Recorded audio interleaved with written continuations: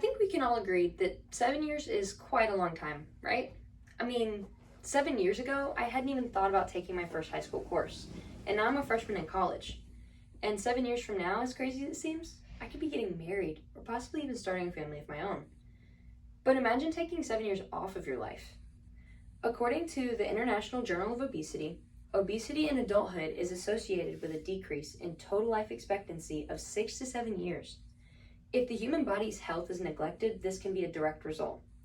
However, the main issue today is that a lot of people are uneducated on how to take care of themselves. This is why the school systems should make a larger effort to promote health and well-being.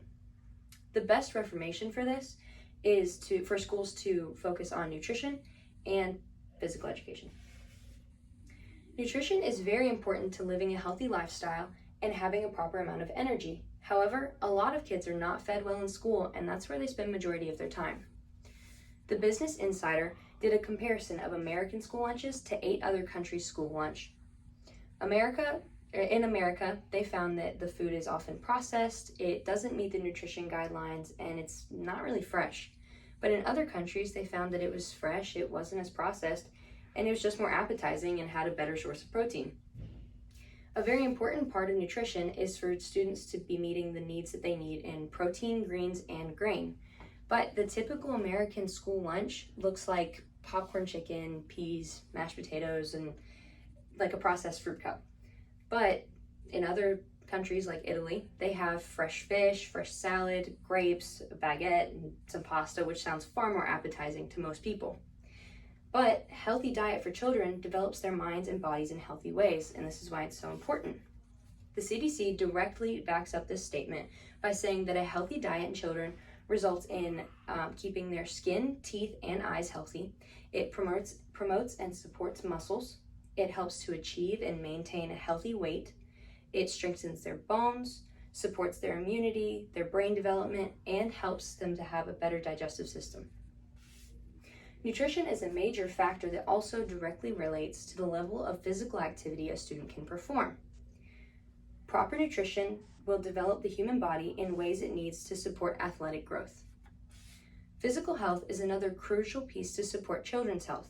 One figure in America's history who understood the importance of exercise was President John F. Kennedy.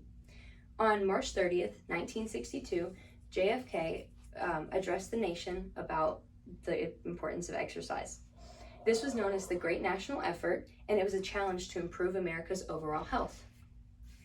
He inspired the entire nation to take action for their physical health, and he appealed to them not only as their leader, but as a father of 2 children.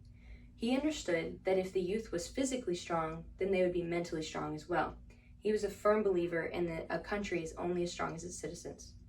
But to put it in perspective, in 1960, child obesity percentages were around 6 to 7. But today, it's about 17%, and that's a big jump. As you can tell, that would correlate over to adulthood numbers as well. So from 1960 to now, it's been a substantial growth.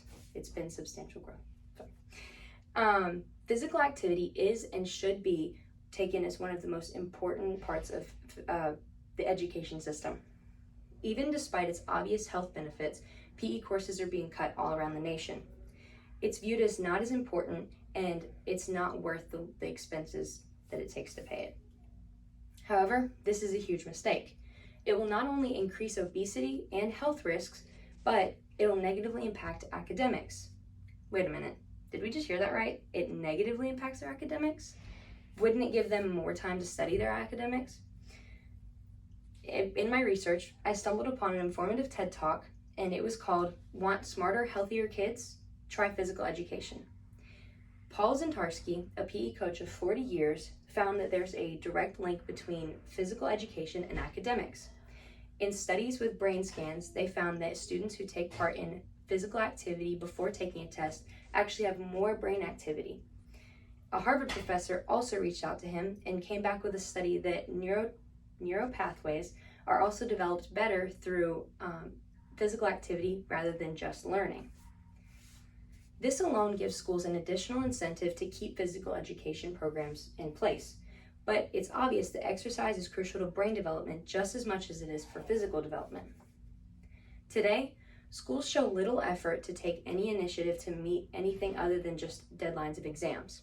However, if this focus is shifted to developing healthy citizens rather than just going through the motions of school, America's youth will benefit far more. By simply focusing efforts more on cleanly feeding students and properly incorporating exercise, America could see a health spike and an academic spike that hasn't been seen for years. But the important question I'm going to leave you with today is, what kind of future are we setting up for America's youth? Thank you.